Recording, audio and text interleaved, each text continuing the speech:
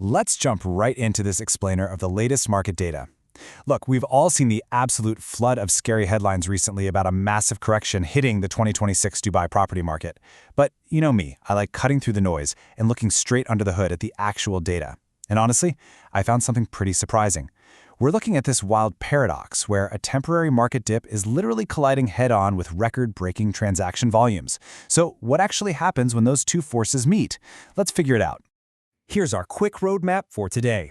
We'll be covering the 2026 market correction, headlines versus the real data, the Brookfield institutional signal, comparing apartments against villa communities, navigating the taxes and returns, and finally, practical steps to negotiate better prices.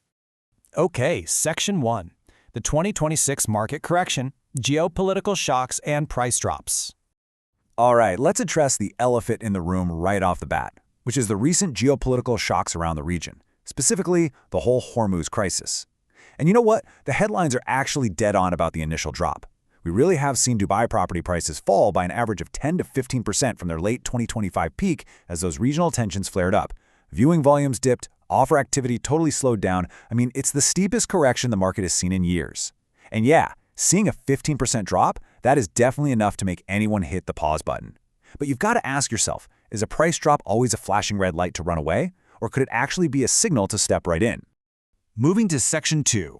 Headlines versus the real data, the counter-narrative.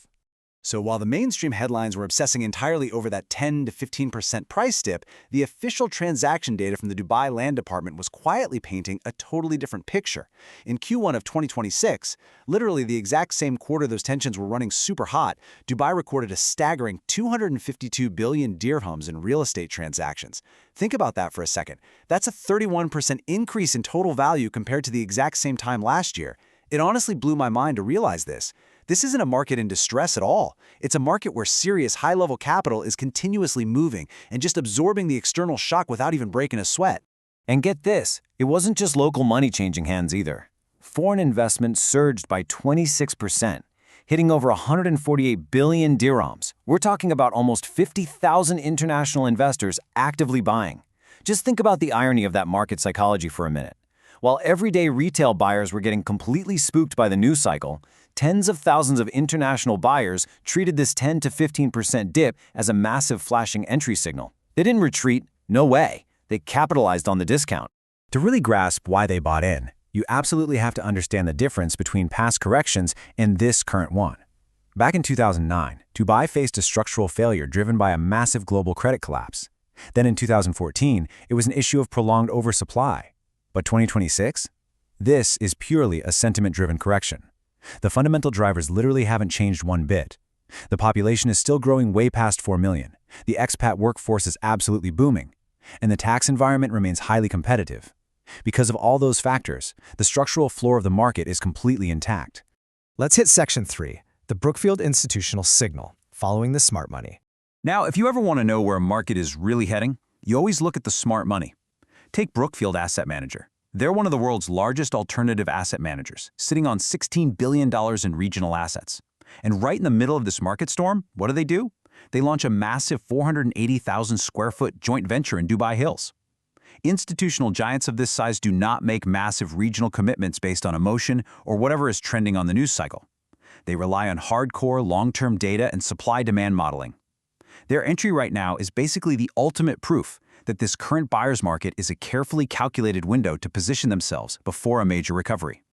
Actually, the CEO of Blackberg Property summed this up perfectly, saying, "We are now in a calmer window where buyers can negotiate properly and secure quality assets before conditions recover." And historically speaking, whether we're talking about Blackstone in the US after 2008 or institutional buyers in London right after Brexit, the pattern is exactly the same. Entering a market during a sentiment-driven correction is precisely what long-term investors wait for. The downside is super limited, and your negotiating power is basically at its absolute peak. Which brings us to Section 4, apartments versus villa communities, where the power is.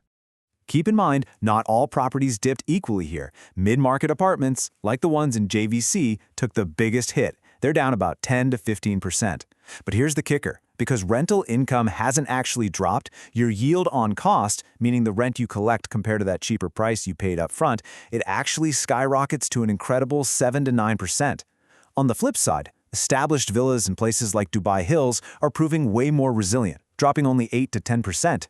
Now, they do offer slightly lower yields, hovering around 4.5 to 6%, but they provide fantastic long-term capital growth and really stable tenants. So it really comes down to your personal strategy, right? You go for apartments if you want massive yield, and villas if you're looking for stability and steady growth. Let's jump to Section 5, Navigating Taxes and Returns, the Australian perspective. Okay, let's break down how this specific tax framework directly impacts your final returns. The UAE is famous for this, but they offer zero capital gains tax and zero annual land tax. Your only major entry cost is going to be a one-time 4% Dubai land department fee. Now, obviously, as an Australian resident, you still have mandatory ATO reporting for any rental income, and yes, Australian capital gains tax does apply when you eventually sell the property. But because Dubai doesn't take a cut on their end at all, you get to fully maximize that Australian 50% CGT discount if you hold the property for over 12 months. Combine all of that with buying at a 10 to 15% discount today, you are effectively securing the exact same income stream for way less money, which can easily push your gross yield on cost right past 8%. Honestly, the math right now is incredibly forgiving. All right, last section, number 6, steps to negotiate better prices, a disciplined framework. So, a correction definitely creates opportunity, but only if you're actually disciplined about it. Here is the exact, repeatable framework you need to execute a purchase safely. First off, define your strategy. Are you chasing that high yield, or are you after capital growth? Second, set a really strict Australian dollar budget and make sure that accounts for that 4% DLD fee we just talked about. Third, and I absolutely love this tactic by the way, specifically target properties that have been listed for 60+ days. Those sellers, they are highly motivated right now. Fourth, offer a 30-day settlement. In a buyer's market like this one, the sheer speed of cash or a fully prearranged plan can easily win you an extra 2 to 5% discount right off the bat. Fifth, knock out your DLD registration. And finally, set up remote management to handle your tenants while you just sit back comfortably in Australia. It's just a highly structured, super logical process. Which brings us to a final thought for this explainer. Look, with prices down, yields holding completely strong, foreign investment surging, and massive institutional giants like Brookfield diving right in, I mean, the data really speaks volumes. This buyer's window is wide open today for sure. But as market sentiment normalizes, it is inevitably going to close. So I'll leave you with this question to chew on. Do you step in and buy during the uncertainty of the correction, locking in that discount, or do you wait around for the comforting certainty of the recovery, only to find that the window of opportunity has completely shut? Thanks so much for exploring this data with me today. Keep analyzing those markets, and I'll see you next time.